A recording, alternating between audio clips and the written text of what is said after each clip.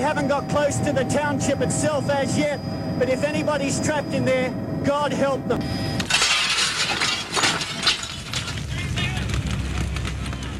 The Ash Wednesday bushfires occurred on the 16th of Feb 1983, and within 12 hours more than 180 fires, fanned by winds of up to 110 kilometres an hour, caused widespread destruction across Victoria and South Australia.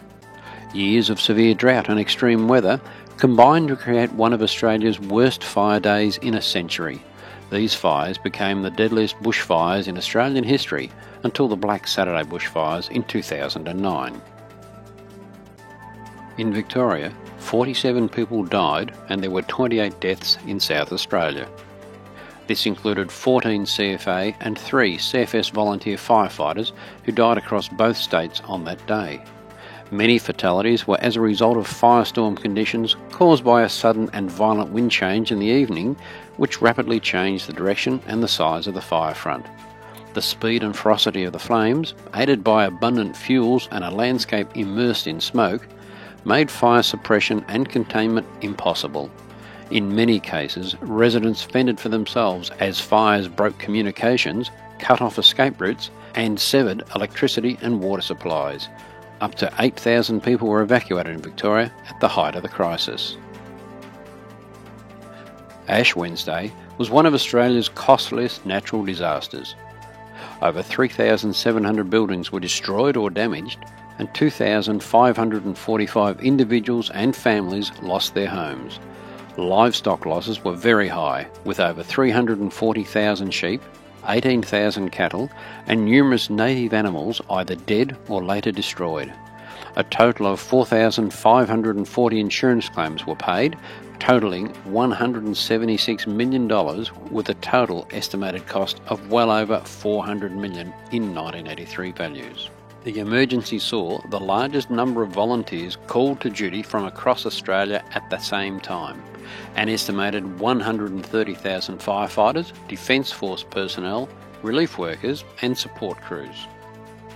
An ominous sign of things to come occurred on the afternoon of the 8th of Feb when Melbourne was enveloped by a giant dust storm. The dust cloud was over 300 metres high and 500 kilometres long and was composed of an estimated 50,000 tonnes of topsoil from the drought-ravaged Wimmera and Mallee areas of northwest Victoria.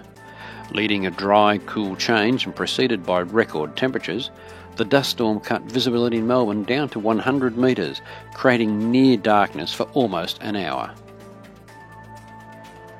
The most disastrous factor in the Ash Wednesday fires occurred just before nightfall when a fierce and dry wind change swept across Victoria.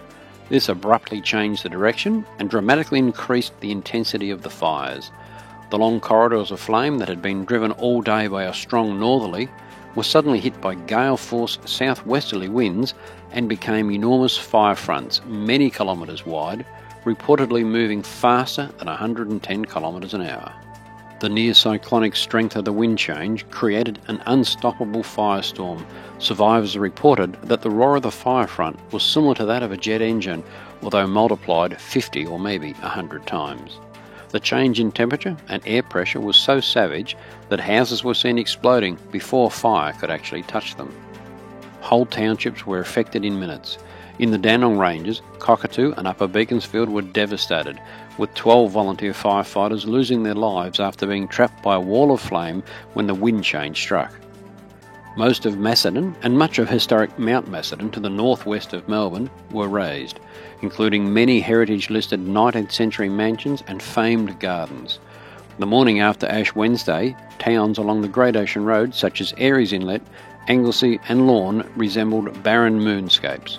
The fire on the coast had been so intense that firefighters were forced to abandon all control efforts and let it burn until it reached the ocean, destroying everything in its path. Sadly, the firefighters could merely sit back and watch what was happening. The total land area burnt was approximately 2,100 square kilometres. This was a day that so many would never forget.